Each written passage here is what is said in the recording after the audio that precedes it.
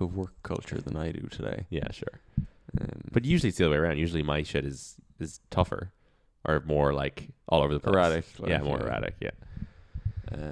All right. Light the fuse, everybody. It's Shane and I here with a very special boy party bonus episode. We are about to react live to the teaser trailer for Mission Impossible: The Final Reckoning. That's Mission: Impossible space The Final Reckoning. It's better than the last one that had a part 1 in it. Yeah, they really dropped the ball on that. The punctuation on the last one ended up being that there was just nothing between the reckoning and the part. Like it was Mission: Impossible Dead Reckoning Part 1 with no other punctuation. Yeah, so part 1 was like It was just there as part of it. Yeah. Of course, that film has now been retroactively retitled Mission Impossible Dead Reckoning, and it's now Much better.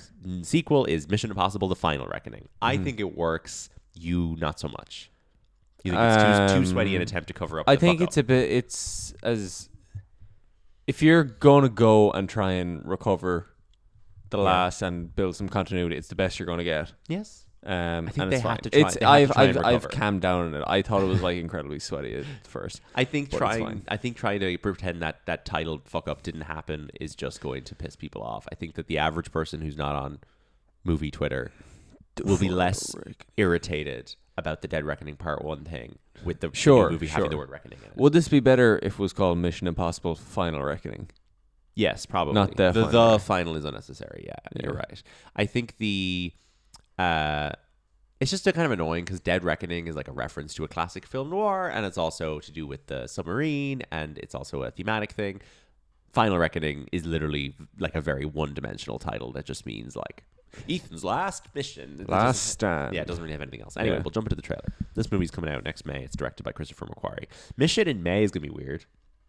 We've only ever had Mission movies in July, really. Maybe they're building in the 2-month delay to release. Sure. Yes, exactly. Yeah. By February, will this still be By coming out in February, May? this will be a July. I know the third one came out in May. The fourth one was Christmas, and then 5, 6, 7 were all July. And this is a big July thing for us. Is there what's But Top Gun is came there out in May. anything else scheduled For next May? for next July that would eat into this? Not that's jumping into my head right. Like the new Nolan is the year after. Yeah.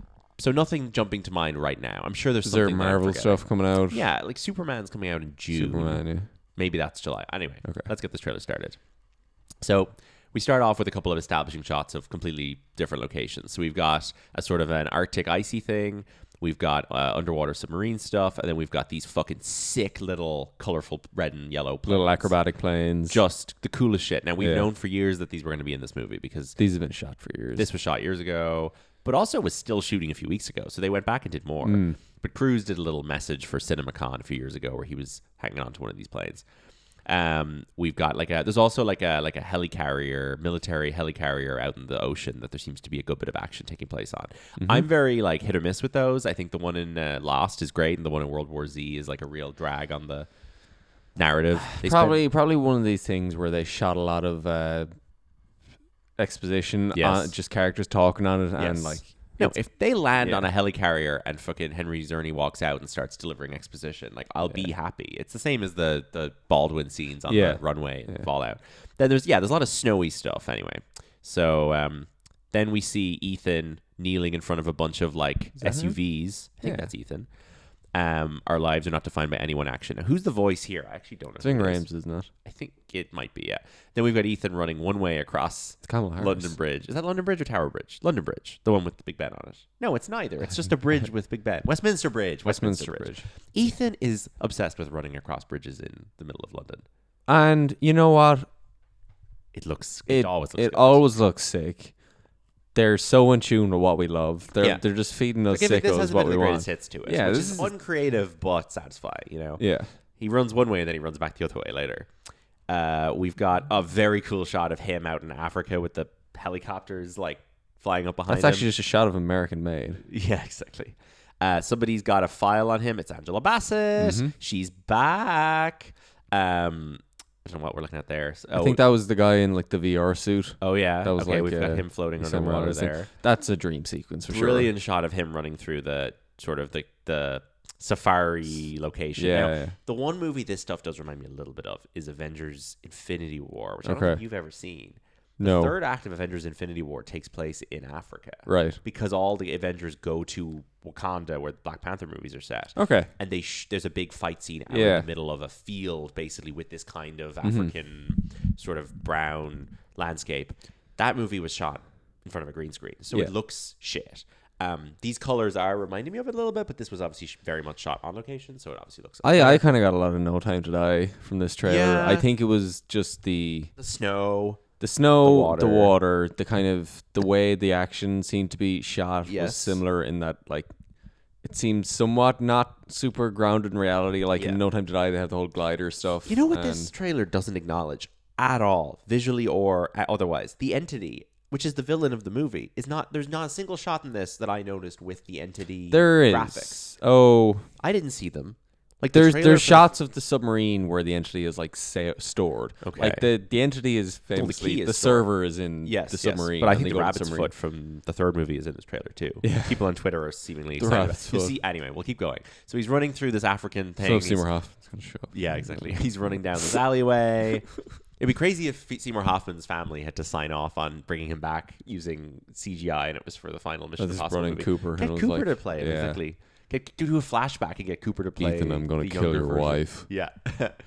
Then we've got a weird inclusion of a shot from the first movie, which links in then to a knife falling and being picked up by the guy from the first movie. He's coming back apparently. And then Ethan holding it in the next shot. So, Shea Wiggum is not in this trailer, I don't think. But his buddy is in the trailer a lot. Which Okay. makes me think that Shea Wiggum's going to get killed in the first scene of the movie, and his buddy's going to join Right. the team. Okay. Or Shea Wiggum is going to just like fuck off somehow. Because Shea Wiggum is the entity. Because him and the other guy, the guy from Maverick, Yeah. the younger actor, they were in every shot together in the last movie. Yeah, They were a duo. And then in this trailer, your man is like in the team on his own. Anyway, then we got bodies That's from floating underwater. the Dead Reckoning the first trailer. scene of Dead Reckoning, I think. Yeah. Then you've got these like Asian guys who are like picking up, or sorry, they might be Inuit, I don't know, and they're picking up one of the keys. You've got cool submarine stuff. I hope we finally see the cool Ethan. divers in the masks. Yes, Ethan with a There, that's the entity. Okay, so there's Entity on a screen down in the submarine. Then you've got these just shots of the planes again with like cliffs, which looks class. There's a car chase. Another subtle reference to Jonathan Livingston Seagull Yes, there. Yeah, exactly. We need to finish that today. Or another day. You've got these two SUVs crashing into each other, and like Ethan's obviously like falling off a cliff or something in a car. Now here we got Angela Bassett holding out one of the keys, which is fantastic. We got Haley Atwell, more submarine. It's very like they're just cutting in scenes from all the different parts of the movie, Yeah. shots intermittently. Like it's not particularly coherent. Okay, we've got a big submarine sinking, filling Yes. with water sequence. Yes. I imagine that'll be I probably guess the thing to try and figure out is what's going to be the climax. Like, what order are these scenes going to be in? Because we're never able to figure that out before we see the movie. You know? Will it open with the tiny planes? Will it close with all the Africa stuff? Will it close with the submarine stuff? Or will it close with something we haven't even seen yet? I feel like they probably learned with Ghost Protocol. You can't have the biggest most significant. Rogue sequence. Nation, you mean? Be the start of the movie? Is that what you mean? Like, I think him clinging onto the side of the plane at the start of Rogue Nation makes the rest of that movie a little bit underwhelming. Potentially, yeah. Because the biggest stunt is gone. Ghost Protocol puts it. What you're saying is that Ghost Protocol I'm peaks saying- too soon, and then the third act is I really think the dull. third act of Ghost Protocol is a bit of a Yes, dud I agree considering with what you. came before it. Fallout just has 3 scenes so big that you can spread them out throughout the movie. You know, the Halo jump, the Paris bike chase, and the helicopter stuff is all.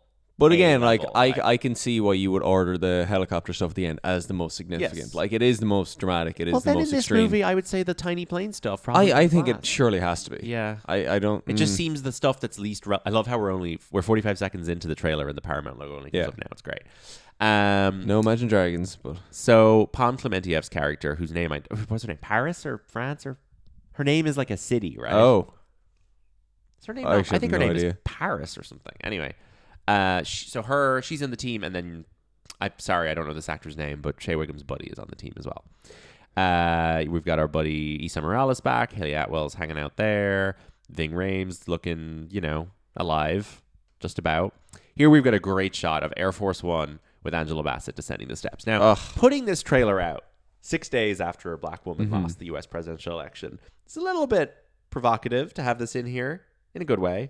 I wonder how it's not deliberate. No, it's not deliberate. I wonder how differently we'd feel about this if Kamala Harris had won the election. Would it be like oh yeah, look at this, or would it be like a rolling our, because we'd already be like rolling our eyes, whereas now this feels like a real like, oh geez, well, at least Mission Impossible, a black woman is president. I don't know.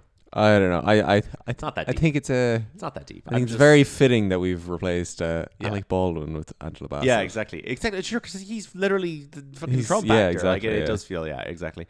But Angela Bassett, we knew obviously was going to be the president because they did that little Easter egg in the last movie. Yeah. We had no confirmation until today that Angela Bassett was in this movie. And the hilarious thing is that 10 minutes after the trailer dropped, Deadline put up a story. Angela Bassett joins cast of Mission Impossible 8. Yeah. And I was like, yeah, no, really? she was in the trailer. But I think they literally didn't confirm that until today. You've got some of the government goons. You've got Mark Gatiss, Mr. Man from, I feel like it's all the black actors I don't know the names of. Mr. Man from The Killer, I don't know what his name is, I'm sorry. And Top Gun. And then Academy Award nominee Janet McTeer, who was not in the last movie, but she's here as well now. Don't know who that is. That's not who that was. Is that Katie O'Brien? Katie O'Brien from Love Lies Bleeding is definitely in this movie. Maybe that's her. I wouldn't recognize her. You've got these guys now again, these maybe Inuit or Asian guys out on their little boat looking for a key under the ice. Good old Ethan. Now, Cruise looks older in some of these shots. He does. This shot really stood out to me as this is like they haven't touched up his face there. They haven't. If you freeze it there, he looks old. He's got his I'm not on set here. Yes, this is how he looked on the Olympics. Like, this is how he looked on Graham Norton. Yes. Like then when he went to that curry restaurant and ordered two portions. Yes. He does look old there. Then there's a shot of like a protest outside a big government building. Is that a real courthouse? I don't think so. I don't think so. I think if this scene had been shot on location, we would have seen images from it before now. Yeah. This is the kind of scene where there's so many extras that you always get leaked images. Yeah. I've never seen this before, so I think this is all CGI. But where is it and what's going on? The Mission Impossible movies do not delve into politics. I guess there is a public outcry where they find out the entity is about to kill everyone or something. I don't know. Honestly, this could just be something completely unrelated that's in the way. Who knows? Then we've got let's see, more submarine stuff, breaking into it. Lots of stuff in the submarine. Nuclear then bombs, he's running probably. the other way across the London. Oh no, that's the same direction. Sorry, Yeah. he's running away from the eye. Yeah, looking great as always. One shot of Henry Czerny, the bank teller himself. So who are his two buddies here? We got That's Issa Issa. Morales, and then who's this guy? I don't know who that guy is. That's Rory Kinnear. He looks like Rory Kinnear or Liam Cunningham or a mix of both. Yeah. All right, Cruise in a helicopter, very World War Z. Another shot of the planes with the cliffs. Then we got this beautiful shot. I thought this was Shea Wiggum when I saw it first. We got Ethan and Benji with their heads pressed up together like they're in fucking bones and all. Yeah. Cruise again looks old there, like, and his hair has gotten very long in that shot. It looks emotional. Looks like something that's going to make us cry in the cinema. It does. Then we've got some stuff with Luther, which looks really nice. Although I will say there's only two shots of Ving Rhames in the trailer. He's wearing the same shirt in both, which makes me think he might only be in one scene, in one location. These films are so sincere with their I love my friends. It's unbelievable. They're so nice and kind. And like Fast and Furious has all the family stuff in it, but it's very like evangelical. Like, it's evangelical, but it's also completely undermined by the way the cast behaves. Yeah, exactly, because they're all offset. Whereas like Cruise, Peg, Ving Rhames, these are people who seem to genuinely love each other. I don't know. I know that like some of those guys are crazy, but I do find this series to have a very there's something evangelical about the way they interact. Yes, absolutely. Yeah, but in a healthier way. Then we got this scene of Ethan with his underwear on, but he's otherwise nude underwater, and someone's coming to kiss him. I don't think he's underwater there. I think sequence. what's happened there is that shot is upside down, and Ethan's back is on the ice. Right. And he's trying to float up, but he's stuck under the ice. So I think that's an upside down shot. I think this is a dream sequence. Oh, 100%. Yeah. And there is a fight sequence later where he is in his underwear. Yes, there is. This is, I think, the actress from the last movie who was in the flashbacks. Remember? They were that woman that you had 20 years ago in your life. I think this is her. That's not Haley Atwell. No shots. It's not Michelle Monaghan. No, it's not. She's not coming back. Vanessa Kirby in this trailer. No. She is on the cast list, though. So. Then we got Rebecca Ferguson flashbacks coming. He's obviously dealing with some big bomb thing. Yeah, here he is now with his shirt off, fighting a guy. Looking jacked. Never beating the homoerotic allegations, Mr. Cruz, but this looks great. I don't know who this is just a random goon that he's fighting. Another fight here with, Shea Wiggum's buddy and some Vernon Kay looking man. And Pom Clementieff is doing some choreo with that guy. Then you got Ethan clinging to the side of the little red plane, which looks like exactly the same as every other. So if we look at this shot here, it's supposed to be the core team in the third act. Everyone is here.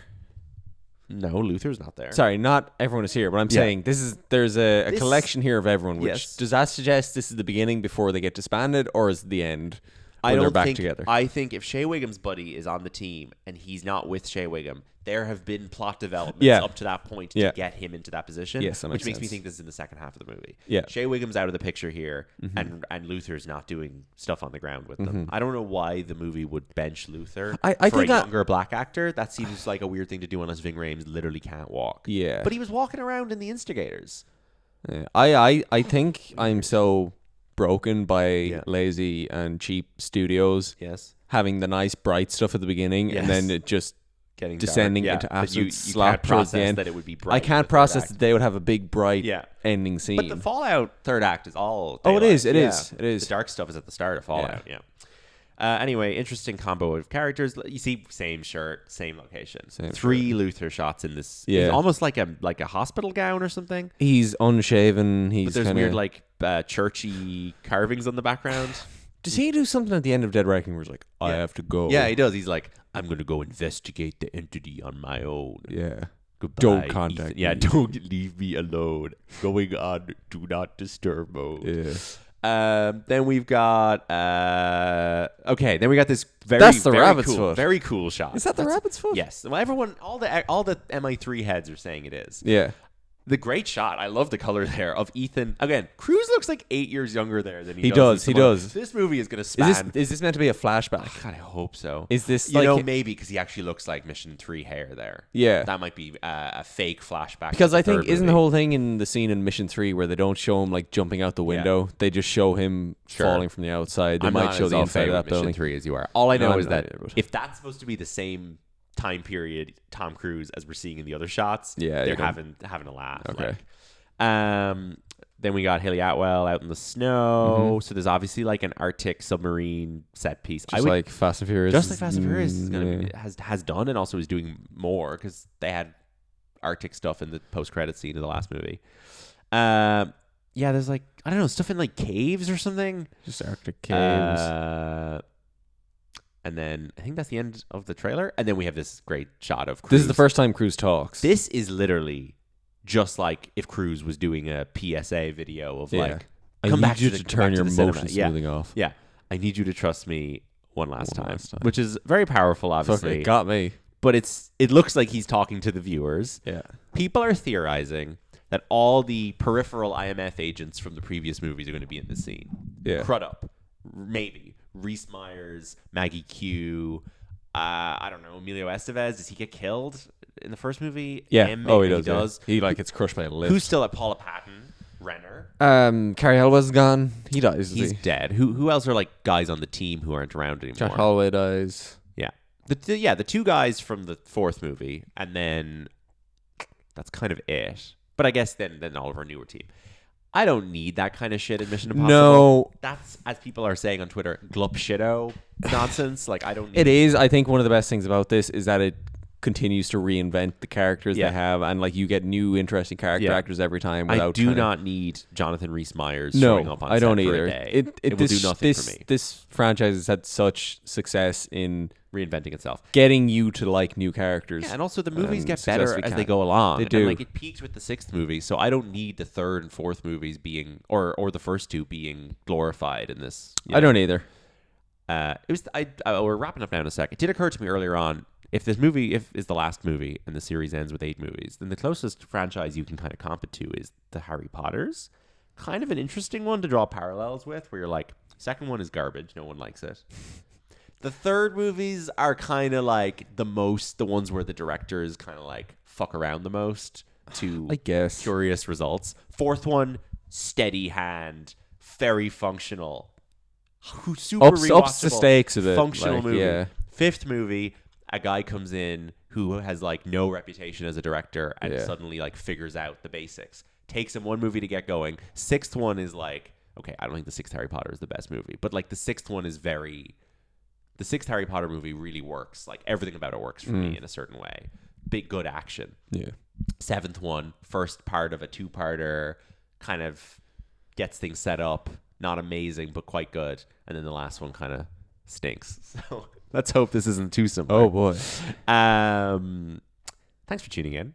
You can listen to our Collateral episode, also available now on the feed, to hear more about Tom Cruise's career. And we'll be doing one or two more Mission Impossible, The Final Reckoning,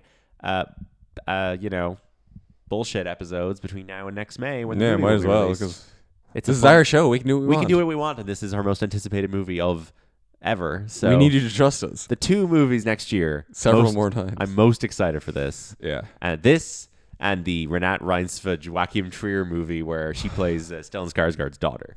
That is Please the range God, of come my out on time. That is my range of taste. Yeah. Yeah. I think worst case this comes out in July. They have. Look, the fucking footage Yeah. is all color code. Like the color grading is done. They'll No fix way. Tom Cruise's face and it'll be fine. Unless Eddie Hamilton, God bless him, has an awful nervous breakdown, I'm sure it'll be out. And they'll fix Cruise's face. That's within the realm of possibility. Always is.